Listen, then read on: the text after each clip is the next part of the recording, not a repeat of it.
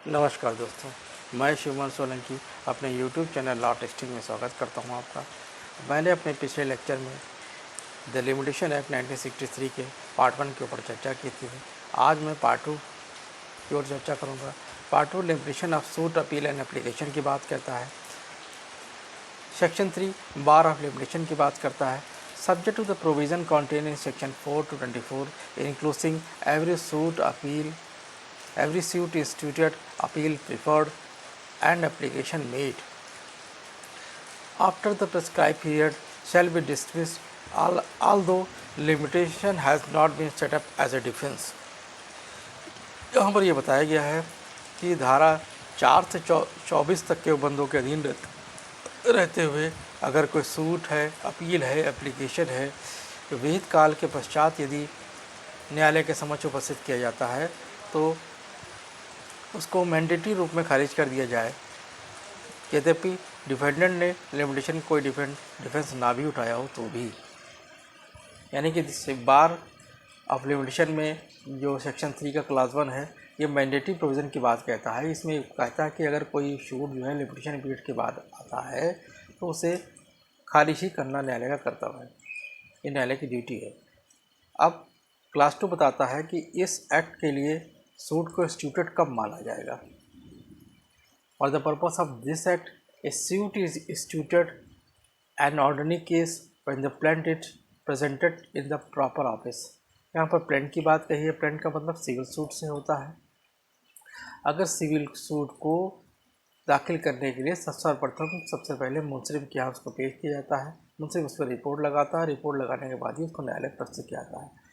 तो यहाँ पर प्रॉपर ऑफिस का मतलब क्या होगा, यहाँ पर मुंसरिफ के सामने यानी जब मुकदमा पेश कर दिया जाता है तो उस दिन से ही मान लिया जाता है कि ऑर्डिनरी केस में when the plaint is presented in the proper office, उस दिन से सूट का इंस्टीट्यूटेड मान लिया जाता है।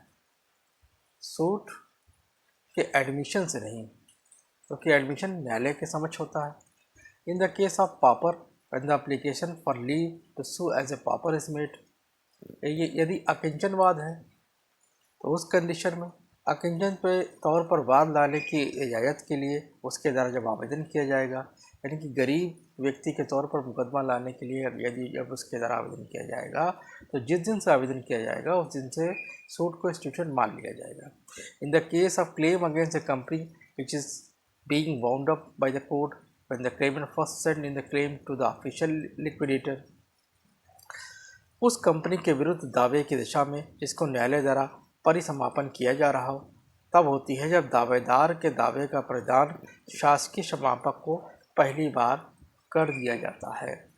यानी जब कंपनी कोई वाइंड अप की जाती है तो उसमें कोई ऑफिशियल लिक्विडेटर अपॉइंट किया जाता है। अगर लिक्विडेटर के समक्ष आपने जब आवेदन कर दिया प्रथम बार तो उस दिन से सूट का इंस्टीट्यूटेड होना मान लिया जाता है। के बी क्लास में बताया गया है any claim by way of defence और counter claim shall be treated as separate suit and shall be deemed to have been instituted in the case of set off on the same date as the suit in which the set off is pleaded, in the case of counter claim on the date on which the counter claim is made in court। मुजरा या प्रतिदावे के तौर पर दावा एक पृथक बात माना जाता है और ये समझा जाएगा कि ऐसा दावा मुजरे की दशा में उस तारीख को जिसको वो वाद संचित किया गया हो जिसमें मुजरे का अभिवचन किया गया हो। मुजरे की दशा में उस तारीख को जिसमें वो वाद संचित किया गया हो, इसमें मुजरे का विवेचन किया गया हो। अगर सेट ऑफ का क्लेम है तो जिस तारीख को सूट इंस्टीट्यूटेड हुआ है उसी तारीख से सेट ऑफ को इंस्टीट्यूटेड माना जाएगा। और काउंटर क्लेम की दिशा में प्रतिदावे की दशा में उस तारीख को जिसमें न्यायालय में प्रतिदावा किया गया हो और जिस तारीख को आपने काउंटर क्लेम किया गया हो उस तारीख को माना जाएगा। और इसकी सी पार्ट जो बताता है an application made by notice of motion in high court is made when the application present the proper office of the court. उच्च न्यायालय में प्रस्ताव की दशा में प्रस्ताव की सूचना द्वारा आवेदन होता है।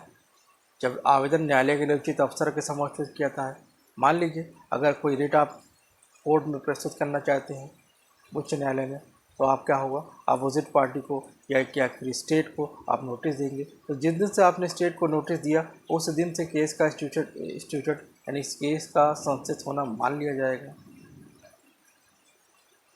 ये केस के इंस्टीट्यूशन किस दिन से काउंट किया जाएगा, ये इसलिए यहाँ पर भी बताया गया है सेक्शन 3 के क्लास 2 में, क्योंकि उससे ही लिमिटेशन को काउंट किया जाएगा।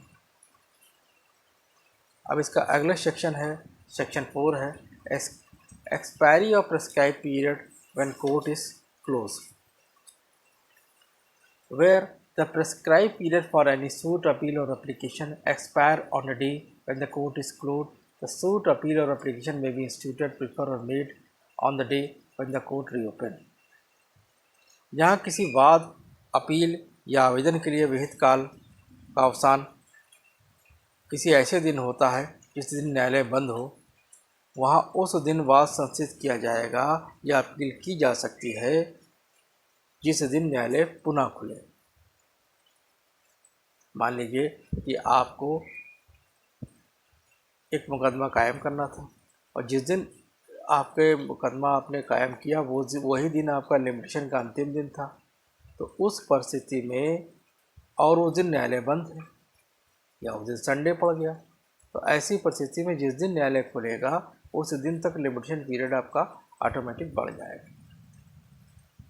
अब इसके एक्सप्लेनेशन में कोर्ट को क्लोज होने के बारे में एक स्पष्टीकरण दिया गया है। ये बताया गया है, a court shall be deemed to be close on day when the meaning of this section is during any part of its normal working hour, it remain close on that day. न्यायालय इस धारा के अर्थ के भीतर उस दिन भी बंद माना जाएगा जिस दिन वह अपने काम के नियमित काल के किसी भाग में भी बंद रहे।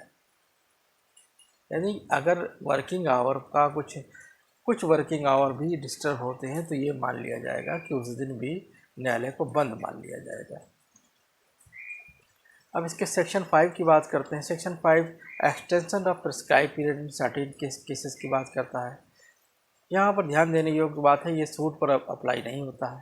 आइए इसको पढ़ते हैं। एनी अपील और application other than an application under any of the provision of order 21 of the code of CPC 908 may be admitted after the prescribed period if the applicant or application satisfy the court he had sufficient part for not preparing the appeal or making the application within such period।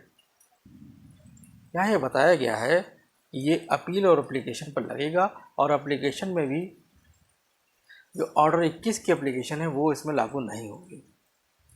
क्या बताया गया है, कोई भी appeal या कोई आवेदन जो सील प्रक्रिया संहिता 1908 के आदेश 21 के बंदों में किसी के अधीन आवेदन से भिन्न हो, उसको विहित काल के पश्चात यानी कि लिमिटेशन पीरियड के पश्चात भी ग्रहण किया जा सकेगा यदि अपीलार्थी या आवेदक न्यायालय को ये समाधान कर दे कि उसके पास ऐसे काल के भीतर आवेदन न करने का पर्याप्त कारण था।